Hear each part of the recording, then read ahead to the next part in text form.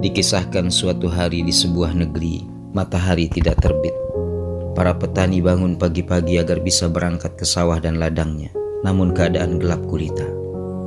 Para pegawai dan pekerja pun demikian, bangun sejak awal agar mereka bisa berangkat ke tempat tugasnya, namun kegelapan benar-benar pekat. Hal yang sama juga menimpa pelajar dan mahasiswa, di mana mereka tidak bisa berangkat ke tempat studinya karena gelap begitu mencekam. Sepanjang hari itu, semua orang tidak ada yang melakukan aktivitas. Mereka semua menganggur dan kehidupan pun terhenti. Keadaan benar-benar kacau balau. Bayi-bayi tubuhnya menggigil dan lemas karena kedinginan. Kecemasan dan ketakutan menghantui semua orang. Begitu tiba malam hari, bulan pun tidak tampak. Orang-orang pun semuanya berangkat ke tempat ibadahnya meneriakkan sholawat dan menghamburkan doa. Mereka berteriak histeris seraya merunduk berdoa agar matahari bisa kembali bersinar. Malam itu tidak ada seorang pun yang bisa memejamkan mata. Keesokan harinya, saat pagi menjelang, ternyata matahari kembali bersinar dari orbitnya. Orang-orang pun saling bersahutan mengekspresikan kegirangan yang tiada terperi.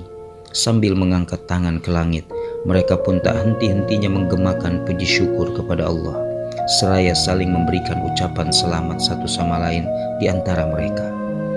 Kemudian salah seorang bijak bestari di negeri itu pun berkata, "Mengapa kalian hanya bersyukur kepada Allah lantaran terbitnya matahari di hari ini saja?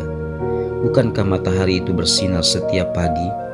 Bukankah kalian tahu kalau kalian sudah mereguk beragam nikmat Allah sepanjang masa?" Itulah sebagian watak asli sekaligus kealpaan dan kelalaian manusia ketika mereka didera oleh berbagai macam kesulitan dan kepanikan, baru mereka kembali pada Allah. Seraya mengakui nikmatnya, itu pun hanya terhadap sebagian kecil nikmat. Padahal sudah teramat banyak nikmat Allah yang dicurahkan padanya yang tanpa disadarinya.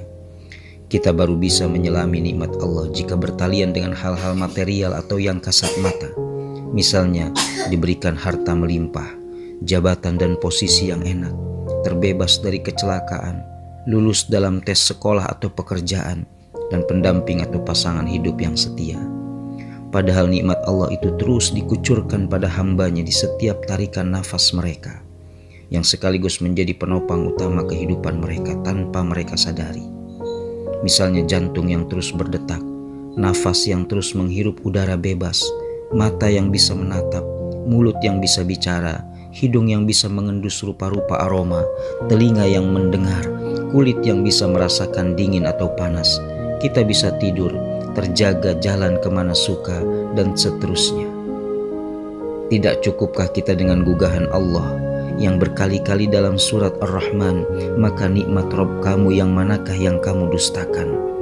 Maka betapa lancangnya dan tidak etis sekali jika kita hanya mau taat dan beribadah kepada Allah dikala kita didera kesulitan dan menyimpan segudang keinginan.